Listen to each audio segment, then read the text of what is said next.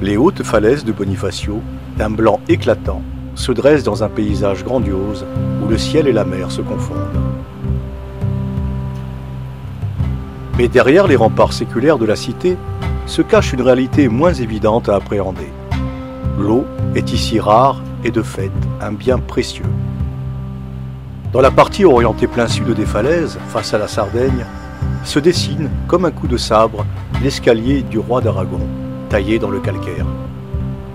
Ce dernier conduit à une extraordinaire cavité naturelle, située quelques mètres au-dessus des eaux turquoises de la Méditerranée. Dans cette grotte, depuis des millénaires, s'y accumule en quantité de l'eau douce au point d'y constituer un véritable lac souterrain.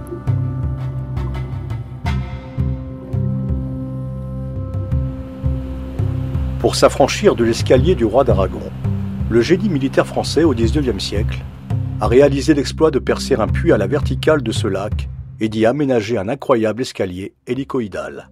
Cet ouvrage, appelé le puits Saint-Barthélemy, est un symbole de la persévérance humaine face aux défis de la nature.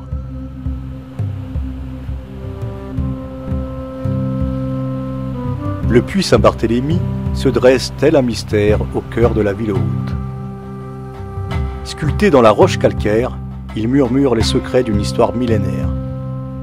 Aujourd'hui, nous vous invitons à un voyage à travers le temps, à la découverte de ce site fascinant et des missions d'exploration qui ont marqué son destin.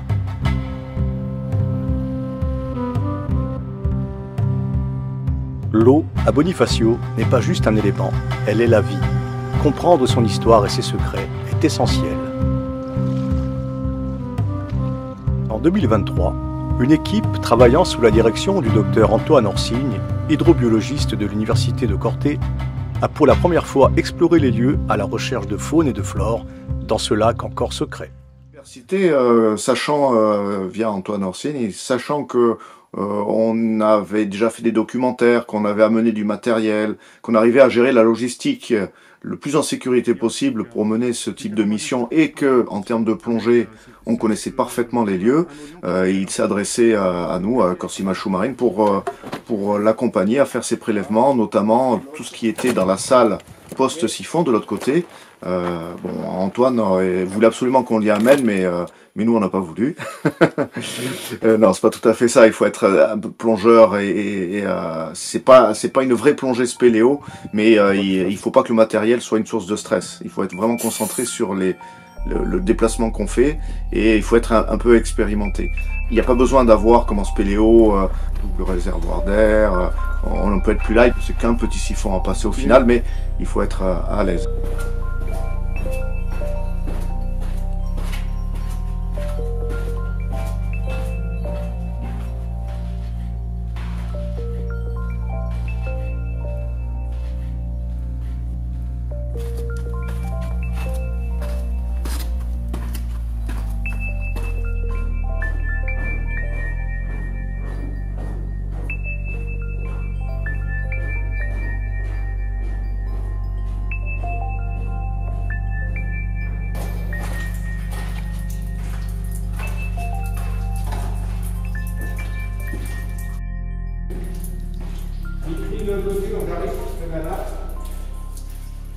Alors, moi, j'ai été mandaté par la collectivité de Corse pour dresser l'inventaire de la stygofaune du puits Saint-Barthélemy, donc dans cette eau. La stygofaune, c'est la faune des grottes, donc tout ce qui est souterrain, donc une faune très particulière, pas riche, mais on est toujours étonné. Donc c'était de dresser l'inventaire. Donc il y a un inventaire complet, parce que le premier inventaire, il n'y avait qu'un crustacé et qui était, à mon avis, devant la grotte, mais pas dans l'eau. J'ai fait appel à des plongeurs, à des spécialistes, hein, parce que ça peut être dangereux, mais sans les plongeurs, on ne fait pas ce genre de manip. Sans les plongeurs, on ne va pas jusqu'au bout de la grotte, et on ne fait pas toute la colonne d'eau. Parce que là, le but, c'était aussi de faire sur 3 mètres puisqu'au maximum, il n'y a pas loin de 4 mètres. Hein. Le but, c'était de faire toute la colonne d'eau, et pas que faire en surface. Quand il faut faire en surface, je sais nager et j'ai un Zodiac. Mais là, ce n'est pas le cas. L'intervention des plongeurs, elle est fondamentale aussi, par rapport à ce que j'ai dit précédemment, parce qu'il y a un siphon à passer. Avec un Zodiac, on ne passe pas un siphon. Donc il y a le siphon à passer, voilà pourquoi j'explique la dangerosité de la manip, pour aller dans la dernière salle où on pouvait s'attendre à trouver quelque chose d'extraordinaire. Donc là aussi, on n'aurait pas pu le faire sans des plongeurs expérimentés. Donc comme tu veux, qu'est-ce que tu en penses? Toi tu vas faire ça après. J'ai un prélèvement d'eau, un premier à faire ici. On est d'accord. Ah. Et l'autre ici. Et l'autre de l'autre côté. Donc je commence, je fais le prélèvement d'eau en arrivant. J'arrive de l'autre côté. Donc le prélèvement d'eau là, celui-là je le laisse sur le radeau.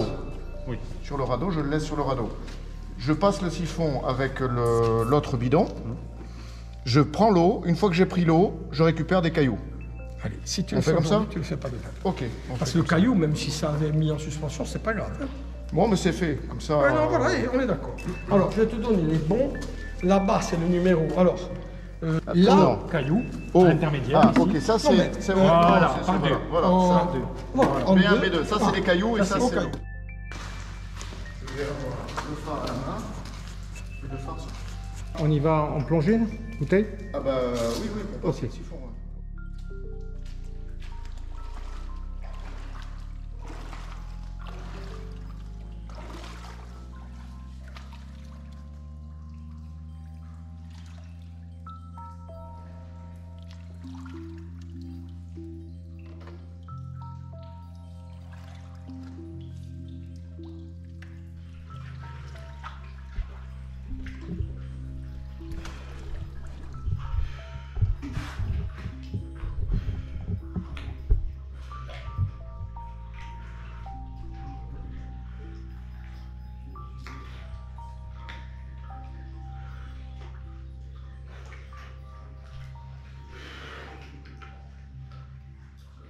Quand on plonge dans le lac du puits Saint-Barthélemy, on part d'une plagette qui est assez large, avec un assez grand volume. On voit d'ailleurs la mer par l'entrée qui conduit aux escaliers du roi d'Aragon.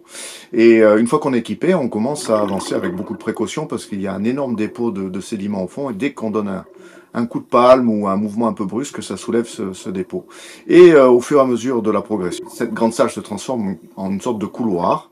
Et on fait une progression de 50, 60 mètres et on arrive à ce siphon qui, en fonction des niveaux, est parfois juste une voûte mouillée. C'est-à-dire que, plutôt en période hivernale, c'est là où le niveau est le plus bas, on arrive à distinguer la salle qu'il y a de l'autre côté. Et quand on arrive au niveau de ce siphon, là, on se laisse descendre doucement pour pouvoir le passer sans toucher les fonds. Et on arrive de l'autre côté, dans cette grande salle avec des stalactites à la couleur jaune très très marquée qui sont au plafond.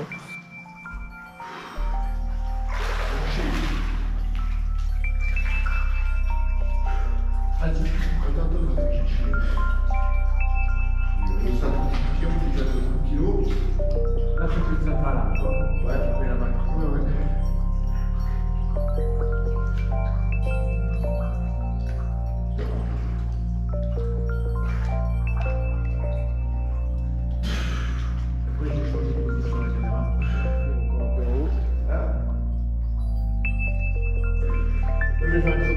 Éclaire plutôt les murs. Après, là, on se rend compte aussi que ces stalactites, on en trouve énormément cassées et peu, voire pas recouvertes de sédiments dans la salle au fond. Ça veut dire que il y a beaucoup de stalactites qui tombent et que cette partie est quand même particulièrement instable. Et au fil des plongées, où on est toujours un petit peu, waouh, c'est extraordinaire, on est un peu dans l'aventure un peu imaginaire, hein, la grotte, le siphon, et il manque le trésor, mais on y est presque. Et là, au fil des années, on s'est rendu compte que c'est vraiment fissuré, que ça évolue quand même assez vite à l'échelle. On n'est pas dans le temps géologique, c'est sur une 10-20 ans, on voit qu'il y a eu des effondrements et que ces stalactites sont tombés. Donc c'est à la fois très beau, on a envie d'y retourner, mais je pense qu'il faut vraiment garder à l'esprit que c'est un petit peu, peut-être un peu dangereux. Ouais, comme ça.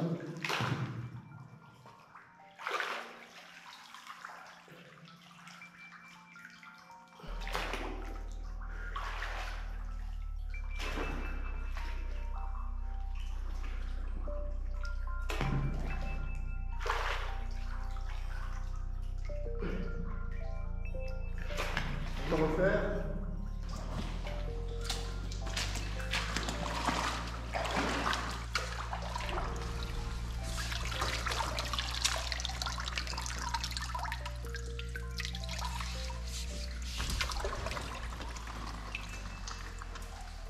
Alors, les méthodes que j'ai utilisées, elles sont au nombre de 4.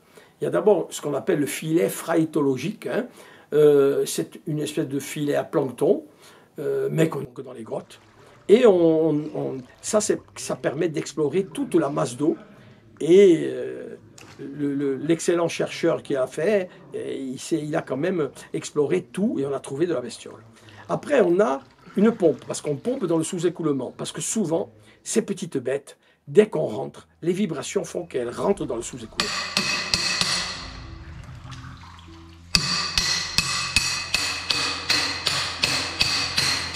Je mettais déjà mis face à toi, parce que j'aurais eu tendance à regarder là-bas.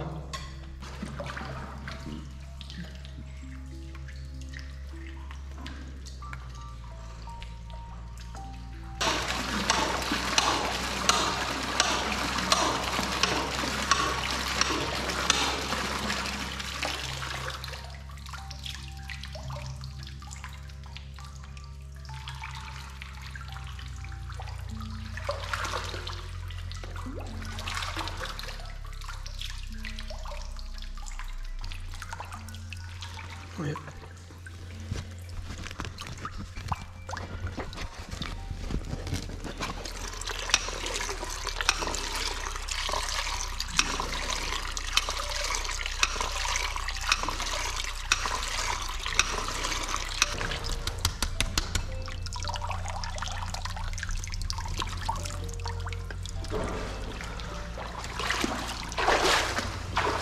Bon, je peux le prendre avec les doigts, mais tu ne le fumeras pas. Tu le fumeras demain.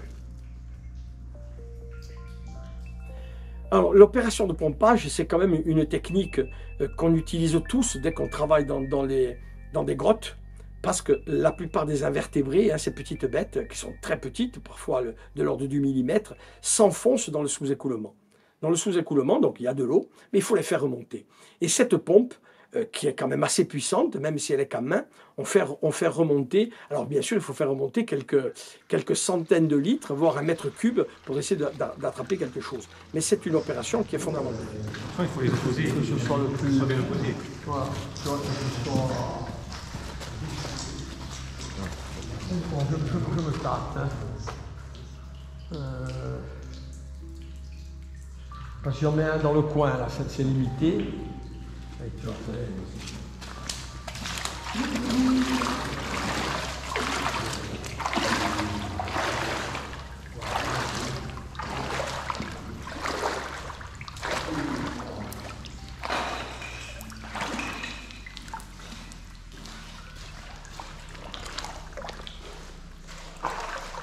Après, on a la technique de piégeage.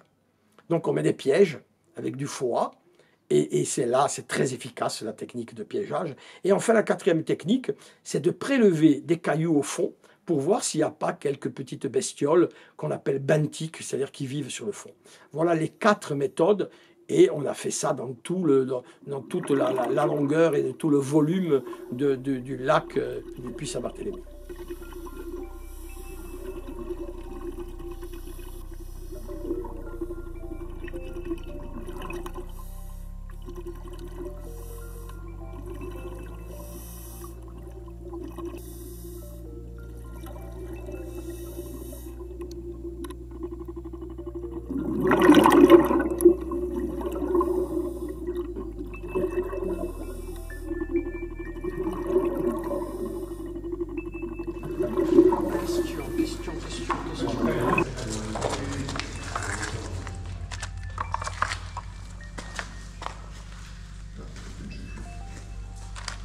Est-ce que je le mets dans un gros pot, les petits pots? On peut avoir les bestioles, les aiment se planquer. Hein. C'est pour ça que le piège, c'est pour les faire sortir. Hein. Moi, je suis preneur. Psychologiquement. Pardon? Je crois plus au piège qu'au filet, tu vois.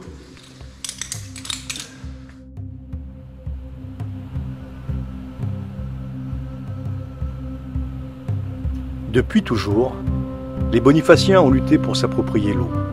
De nombreuses citernes et terrasses de captage témoignent de cette ingéniosité face à cette nature aride. Pour s'affranchir de l'escalier du roi d'Aragon, le génie militaire français au XIXe siècle a réalisé l'exploit de percer un puits à la verticale de ce lac et d'y aménager un incroyable escalier hélicoïdal.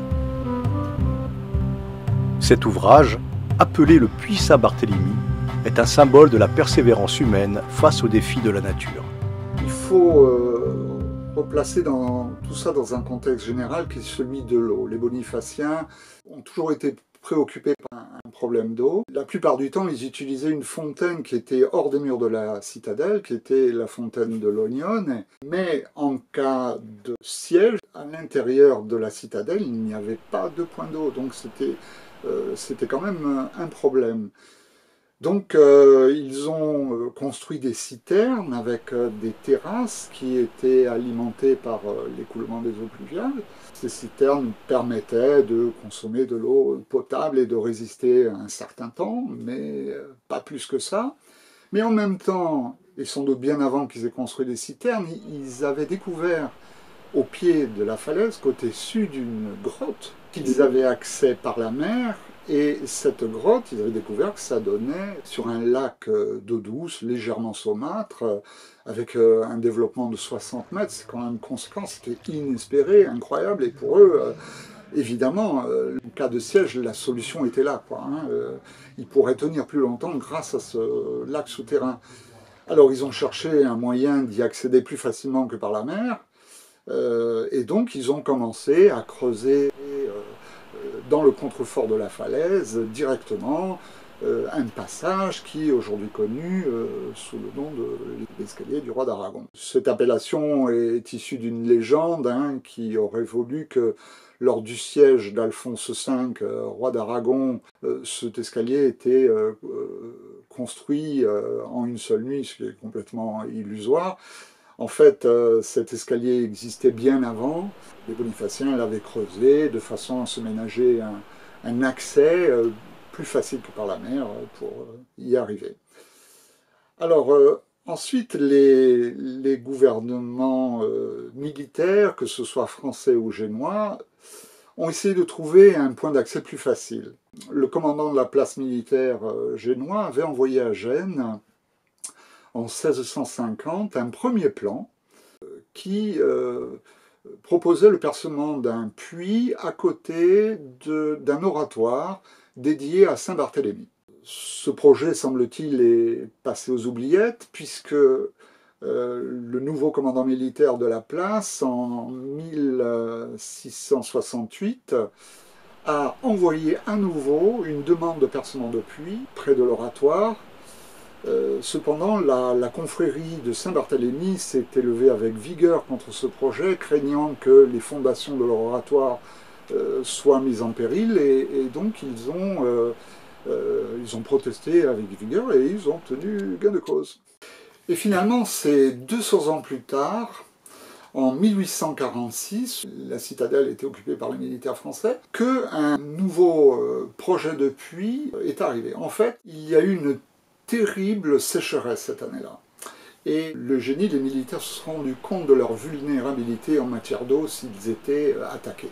Donc ils ont imaginé effectivement faire un puits qui partait effectivement encore une fois près de l'oratoire, comme quoi les anciens avaient vu juste. Ils ont fait également une étude sur la quantité d'eau que le lac recueillait. En 1847, ils ont fait un pompage de la nappe et ils ont attendu en 24 heures la remontée de ce qu'ils avaient pompé, quoi.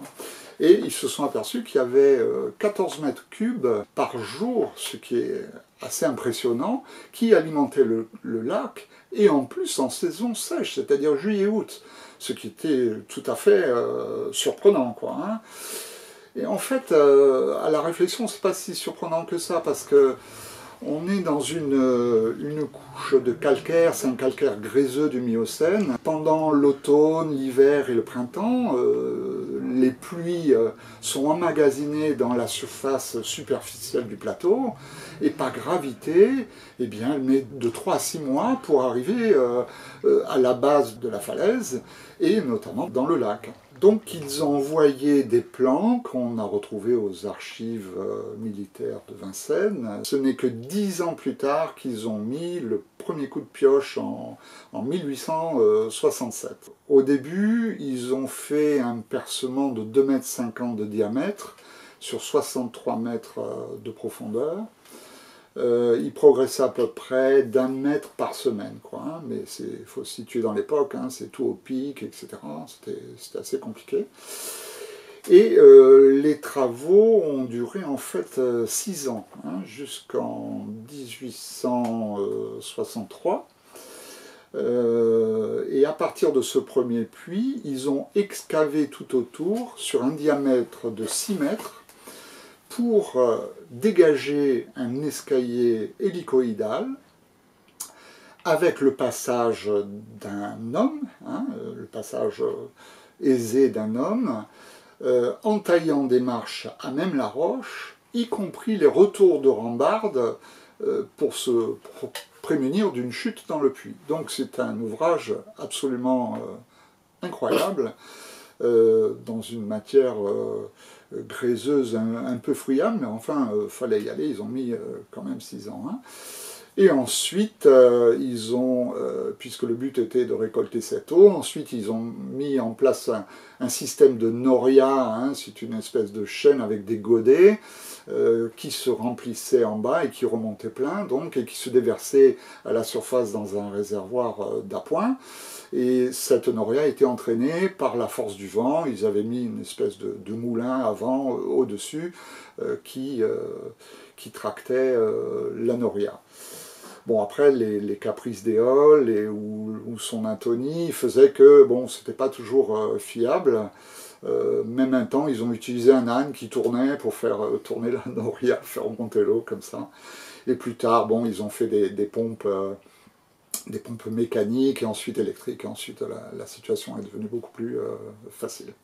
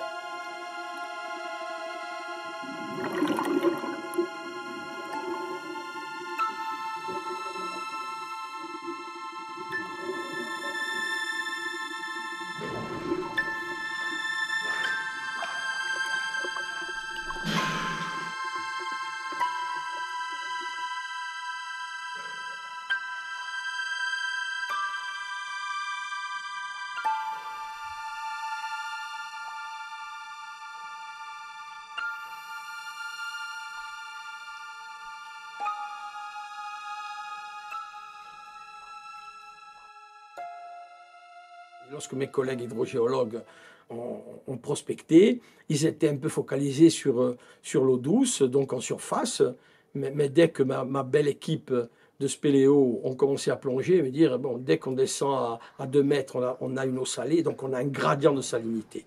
On a vraiment de l'eau douce en surface, et après on a vraiment l'eau à 35 ou 36 grammes par litre, donc on a l'eau de la Méditerranée. Mais en surface, c'est de l'eau douce, ça explique que ça a été exploité.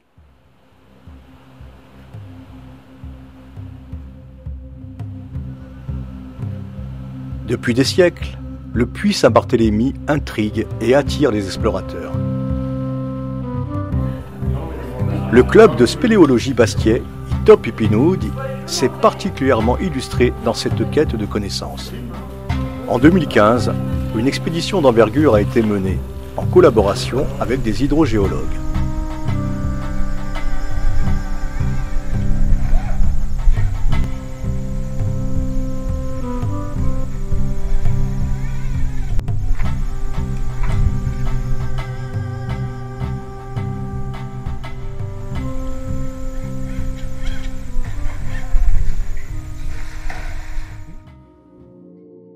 Marie Genevier, hydrogéologue, faisant partie de l'équipe d'exploration, nous en apprend un peu plus.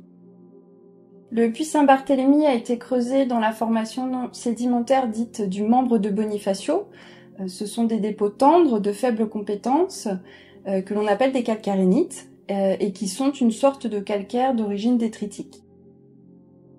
Ces dépôts se sont formés lors de la remontée du niveau marin qu'il y a eu il y a 15 millions d'années au Miocène. Le puits aboutit sur une cavité qui s'ouvre sur la mer d'un côté et qui est occupée par un lac de l'autre. La cavité se développe le long d'une faille qui est orientée nord-nord-est, sud-sud-ouest. C'est cet accident tectonique qui est principalement à l'origine de la grotte, mais la dissolution du calcaire par l'eau a pu ensuite favoriser son élargissement. On pouvait s'attendre à avoir de la bonne qualité parce que l'eau qui percole à travers le causse, je dirais, à travers le calcaire, c'est le plus beau des filtres. Donc on a une eau de très bonne qualité. Donc il y a la mer, mais il y a une ouverture, donc il y a le terrestre qui peut rentrer. On a un coléoptère terrestre. Après on a la percolation de l'eau, c'est de l'eau de pluie, c'est de l'eau douce qui arrive. Et on a en dessous l'eau marine.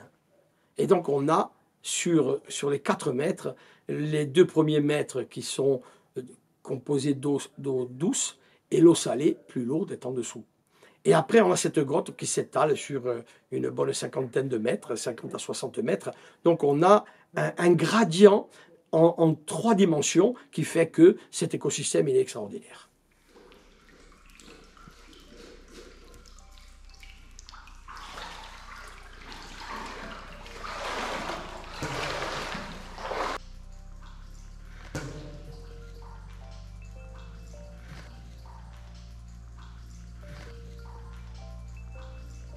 Un peu moins salé, 2,40 au lieu de 41.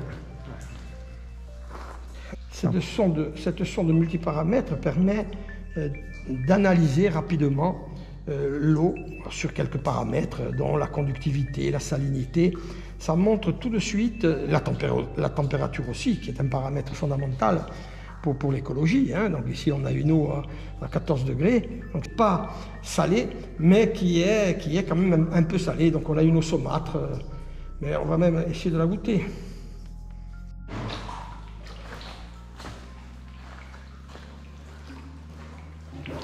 Le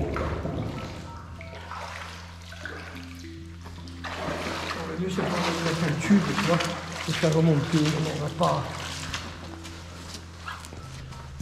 Je te montre les paramètres.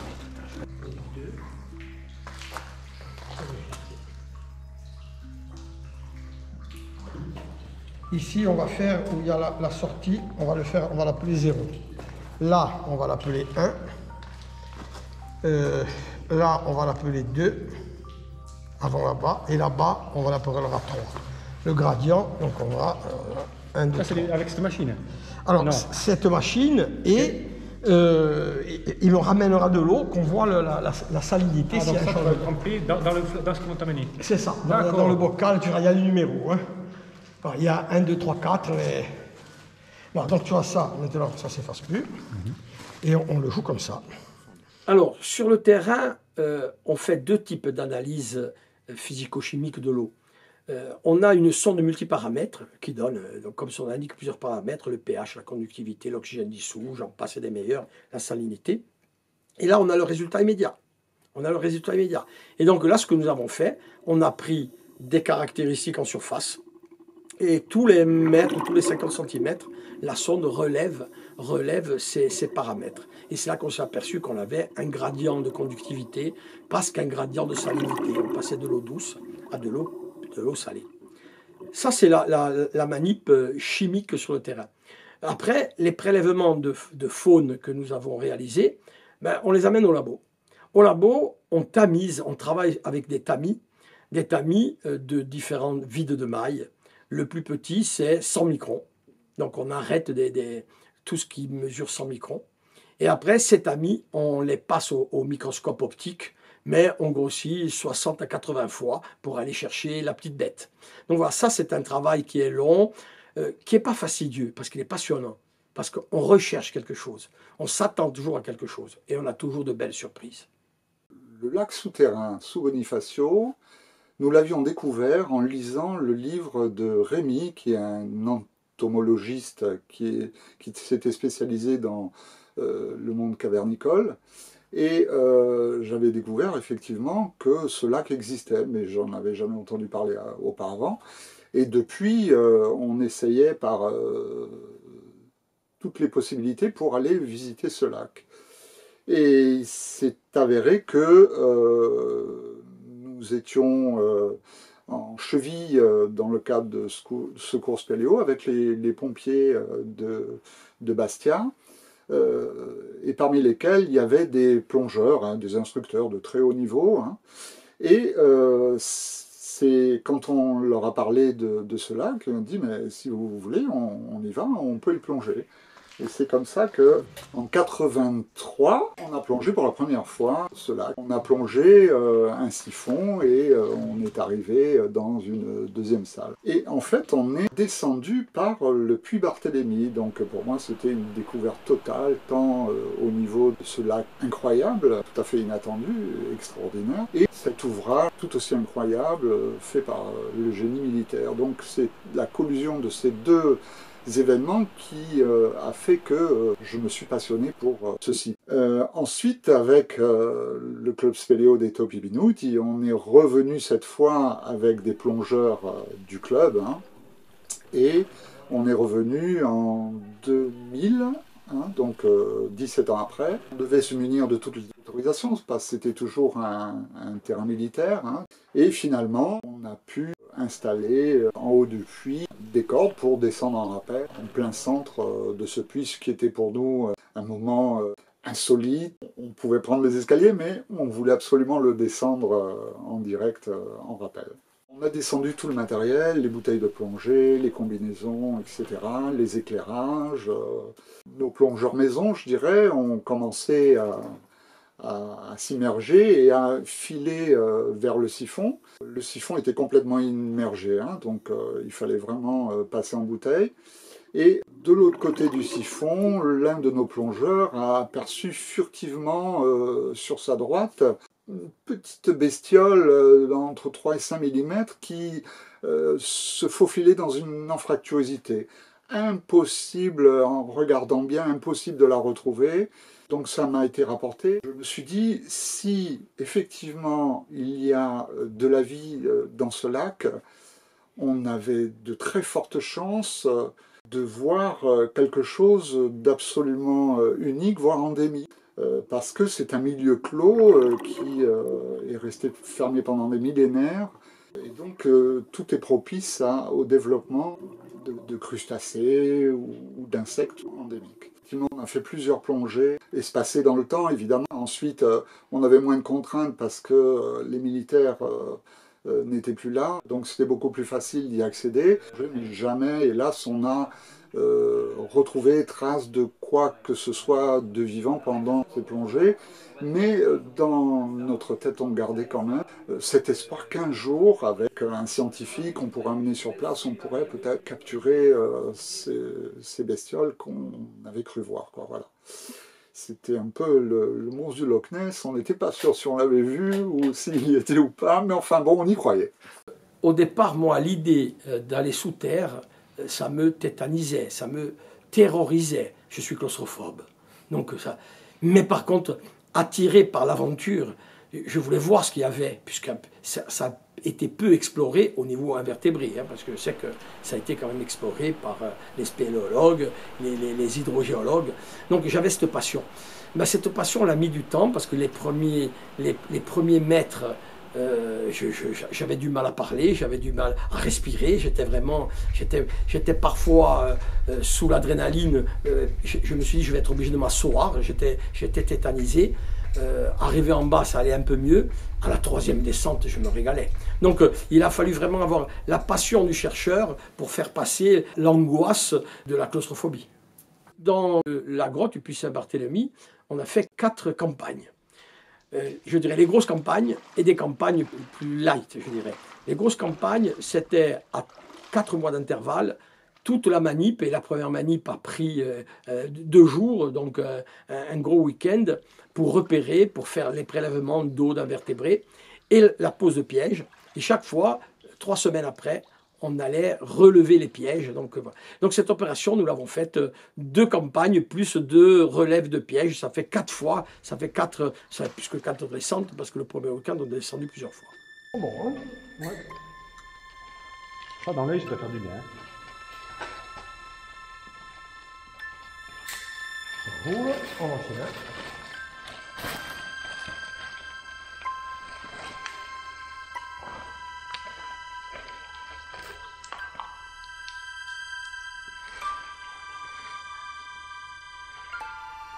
Je te le rends aussi. Je capte.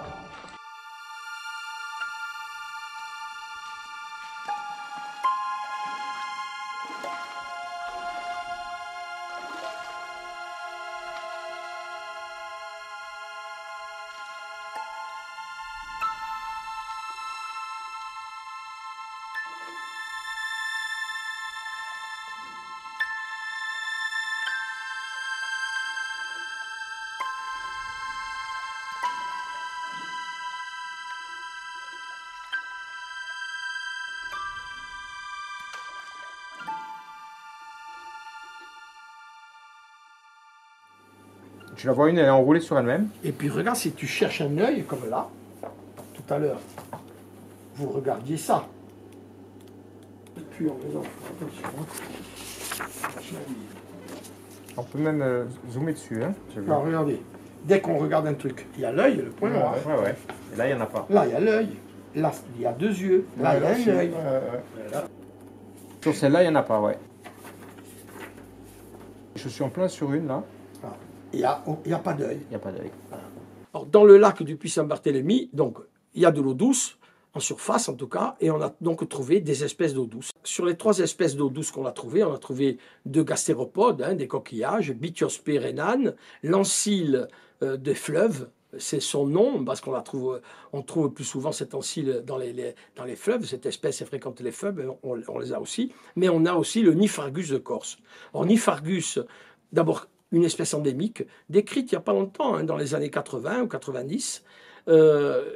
C'est comme tous les crustacés qui fréquentent les grottes, il n'y a pas de lumière, donc on ne peut pas voir, et donc il n'y a pas d'œil. Donc il n'y a pas d'œil, la bestiole elle est aveugle, donc ça veut dire qu'on voit de longues antennes pour se repérer, parce que la bestiole elle se repère, elle se repère grâce aux antennes, mais il n'y a pas d'œil. C'est vrai que dès qu'on voit une bestiole où il n'y a pas d'œil, on peut se dire celle-là, elle vient d'une grotte où il n'y a pas de lumière.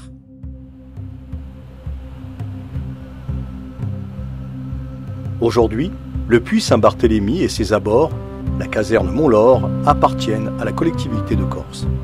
Dans le cadre de la gestion de ce patrimoine, cette dernière mène de nombreuses études, de diagnostics et des recherches. L'ancienne caserne Mont-Laure, qui surplombait le puits, a longtemps été un témoin silencieux de son histoire. Mais aujourd'hui, les bâtiments construits par les militaires dans les années 60-70 ont été démolis, laissant place à un projet de réhabilitation ambitieux. Le site retrouve son allure d'antan, offrant une vue imprenable sur le puits et la mer turquoise.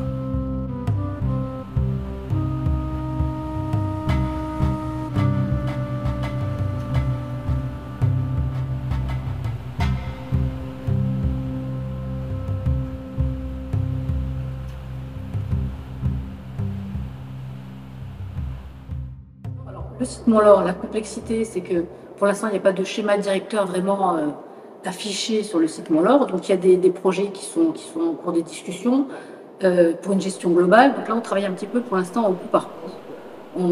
La direction des bâtiments a procédé à tout ce qui est mise en sécurité, tout ce qui était des amiantages, voilà, des chapelles, des édifices, tout ça.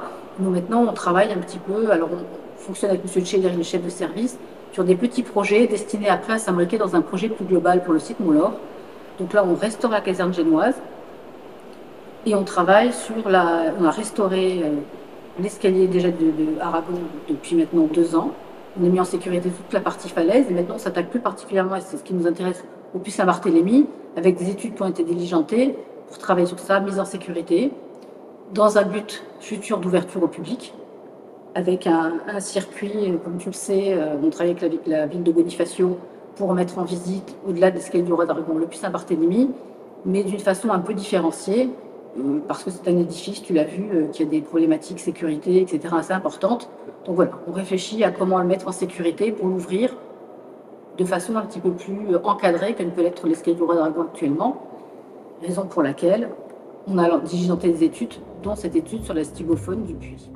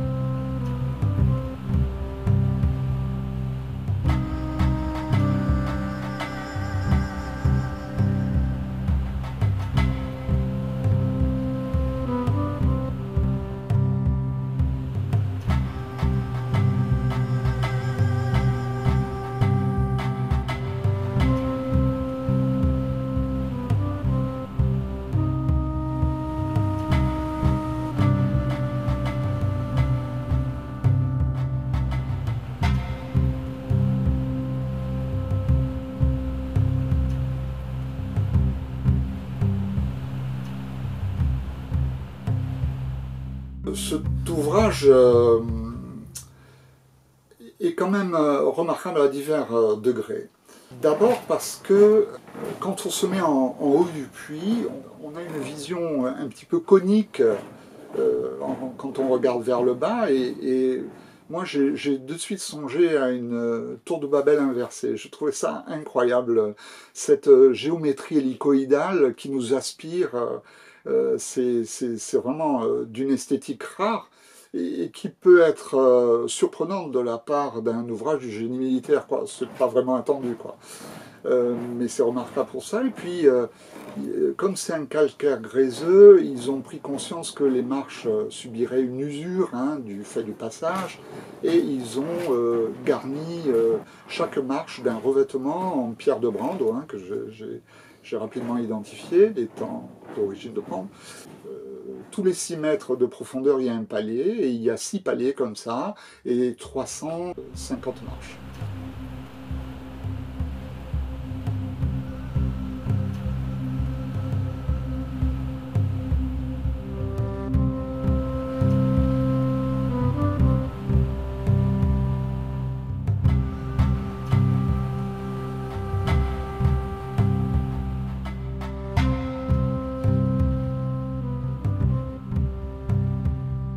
Alors la collectivité de Corse est propriétaire de tout ce site dit des casernes Montlaur, donc c'est à peu près 5 hectares en marge de la ville haute, entre la ville haute et le cimetière. C'est un transfert de propriété, un des nombreux transferts de propriété de l'État, d'ailleurs qui est revenu entièrement dans le giron de la collectivité, y compris avec les anciennes propriétés du conseil général. Son devenir, justement, c'est un grand point d'interrogation. On a des dizaines de milliers de mètres carrés de bâtiments en relativement mauvais état, des enjeux forts sur le plan patrimonial en premier lieu, mais bon, un site aussi spectaculaire, avec un tel potentiel, attire aussi d'autres intérêts. Donc aujourd'hui, en l'absence d'un grand projet, parce que aussi l'époque fait qu'on ne raisonne plus en grand programme, grand projet, un état actuel et un état fini, quasiment sans transition. Aujourd'hui, on réfléchit un petit peu à la manière, dans le jargon de l'urbanisme, c'est l'urbanisme tactique. Voilà, c'est des petits projets qui, mis bout à bout, concourent quand même à une vision d'ensemble, qui en premier lieu, avant de penser au programme, c'est une sauvegarde des bâtiments patrimoniaux, protéger le monument historique ou non, mais on a un certain nombre, leur valorisation et une ouverture au public de cet espace, donc notamment à tous les espaces extérieurs aux abords des bâtiments, qui devra faire l'objet d'un projet paysager. Donc en gros, revenant sur cette idée de stratification historique, ça serait l'idée de redonner le site comme il aurait été au XVIIIe siècle, c'est-à-dire ses chapelles, ses casernes, et sa végétation endémique, ses tracés qui perdurent depuis les premiers temps, on a cartographié le site, hein, on a ces cheminements, ces routes qui sont encore présentes dans le parcellaire cadastral.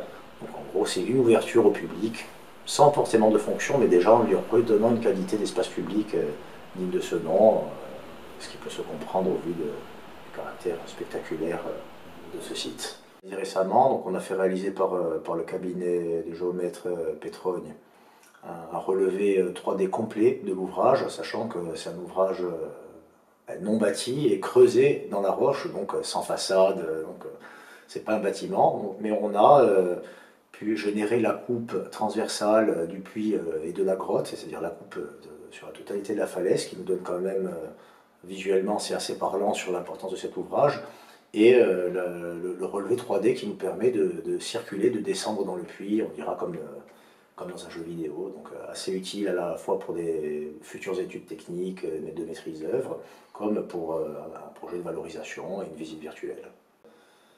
C'est un objectif de cette étude, hein, c'est-à-dire on s'est dit, dans un environnement tel que celui-là, il y a quand même la probabilité qu'on trouve quelque chose, une espèce, en tout cas quelque chose qui impose une précaution particulière, voire une protection, c'est-à-dire on a un environnement qui est fragile. Alors cette découverte effectivement d'une espèce endémique, ça, pour moi ça en rajoute encore à la valeur patrimoniale du site, c'est-à-dire qu'on a l'action de l'homme, mais on a cette petite crevette qui est présente depuis des milliers d'années et qui est propre à cette grotte. Donc c'est... comment dire, oui, ça en ajoute encore à cette valeur patrimoniale, parce qu'on introduit aussi cette notion du patrimoine naturel, un patrimoine alors bâti, ouvragé par l'homme, un patrimoine naturel, les deux exposés à une grande fragilité, et c'est un argument très important justement qui va peser dans la question de son ouverture au public, c'est-à-dire, j'imagine qu'il y aura beaucoup de précautions à prendre sur l'éclairage, sur la fréquentation. Alors c'est un lieu qui mérite d'être connu par le public, mais pour autant, c'est aussi un lieu qui mérite d'autant plus avec cette découverte d'être encore plus protégé, donc il faudra en trouver la juste mesure. Quand on veut les récupérer, si tu ne veux pas passer 1 heure à les récupérer une à une,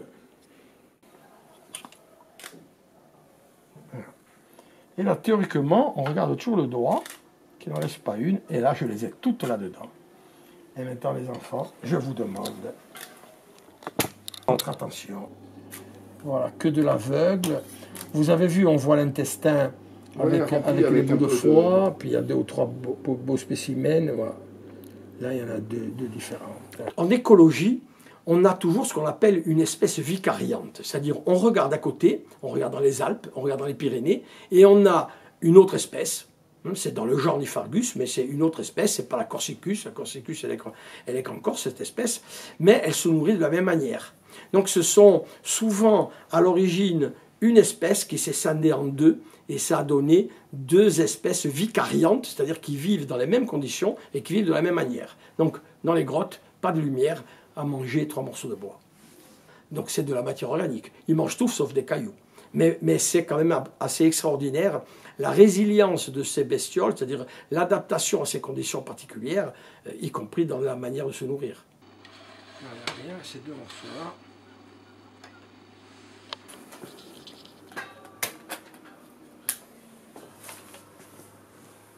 Alors moi je pense qu'au-delà des trouvailles scientifiques et de la passion que je mets aussi de la passion de faire savoir, de montrer le caractère exceptionnel que nous avons globalement dans les eaux en Corse, mais surtout dans des milieux comme ça, des milieux qui sont fragiles parce qu'ils peuvent peut-être être un jour ouverts au public et qui aura peut-être tendance à jeter quelques bouteilles en plastique ou quelques... Mais bon, si on sensibilise... Voilà. Donc le but, c'est aussi de montrer aux scolaires, hein, et de faire dans des conférences grand public, montrer l'intérêt de ce petit site. Hein, c'est un point sur une carte, mais extraordinaire au niveau biodiversité. Alors peut-être qu'avec petit à petit, l'augmentation du niveau de la mer, c'est devenu de plus en plus salé. parce que de 1885, hein, je prends le marégraphe de Marseille, à 1950, on avait un petit 1,6 mm par an. Depuis les années 90, on a 5 mm par an de montée. Donc probablement que ça va aller de mal en pis au niveau salinité dans le lac de la Grotte Saint-Barthélemy.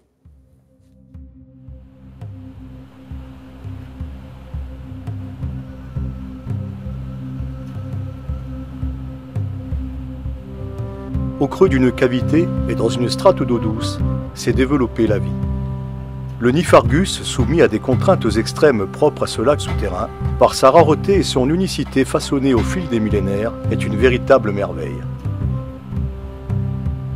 Sa présence est une célébration silencieuse de la diversité et de la richesse de la vie sur notre planète. Cependant, dans un avenir proche, la montée du niveau de la Méditerranée risque de balayer ce fragile équilibre.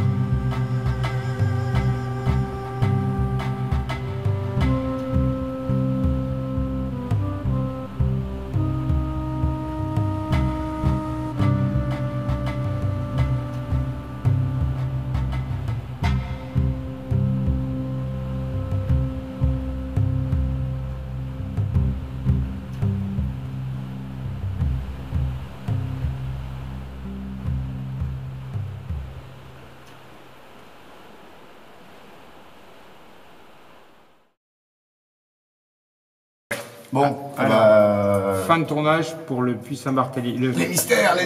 Fin de tournage. Et on est le 4 On est le 12. 12, merde, avril 2024. Le 12 avril 2024, fin de tournage. Les mystères du Puy Saint-Barthélemy Oh, ça de fait Bonifacio. Attends, check. Check.